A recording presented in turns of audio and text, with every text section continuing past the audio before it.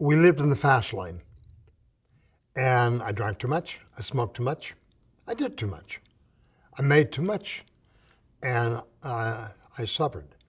And now I am back to try to help other people. So I've always been a high energy individual and involved from the moment I get up to the moment I go to bed, and pure energy. I was sitting at the table, enjoying a cup of coffee, looking at the Pacific after breakfast. And the woman across from me was a retired nurse, started screaming, "Call 911," over and over and over. And she scared me. I didn't have any clue what she was talking about. In my stroke, I had no sense of pain or. All I remember is I was so relaxed. I said, "No, just let me go to bed." It was about 6 o'clock in the evening, and I was on my way home from a restaurant, and I felt kind of bad, so I went to bed.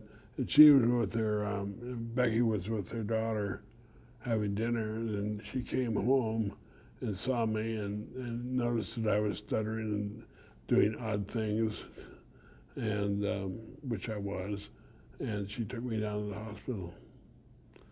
And then I was in the hospital for about 5 months. I'm shaving, getting ready to enjoy a beautiful day at the beach, and all of a sudden, this right arm is numb.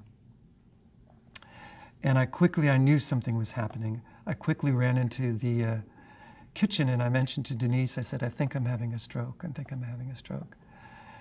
And then I immediately went back to my bedroom and I lay down on the bed.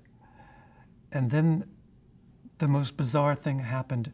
I noticed I couldn't speak. And I was speaking in gibberish. So as I walked through the house, I started flipping on the lights and calling his name, and I heard him back in the bedroom. And I went back there. He was slurring his words, and he just said he didn't feel good. And as soon as he started talking to me, I knew that he was in trouble. I'm all alone. This is the hard part. It was the divorce and a house, but all alone. And I don't know. It's 30 minutes, an hour, or something. I don't know. I don't know. One of the sides was paralyzed, and I tried to get out of the car because I was going to have Mrs. Green drive the car to Good Sam, and I couldn't get out of the car because the body was inoperable. They gave up and everything was black, and I just was left on the gurney, and they covered me up with a sheet. And I guess somebody saw a movement or something in the morning, because in the morning arrived and so did I. The whole left side of my body sagged. My arm flopped off my knee, and I guess my lip drooped, as did my cheek and my eye. Everything just, like it just got washed down. But I just knew the slurring wasn't normal and that we needed to get help right away.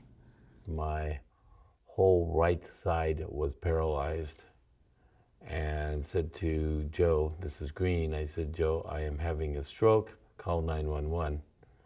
I didn't have any outward symptoms because I usually take good care of myself. I used to do half marathons. I don't have high blood pressure or cholesterol.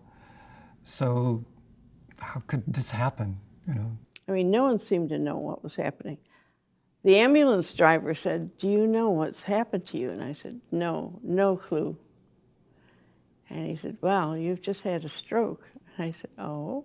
I didn't really know that much about stroke, just I've met some people who have become stroke victims. That's for old people, not young people.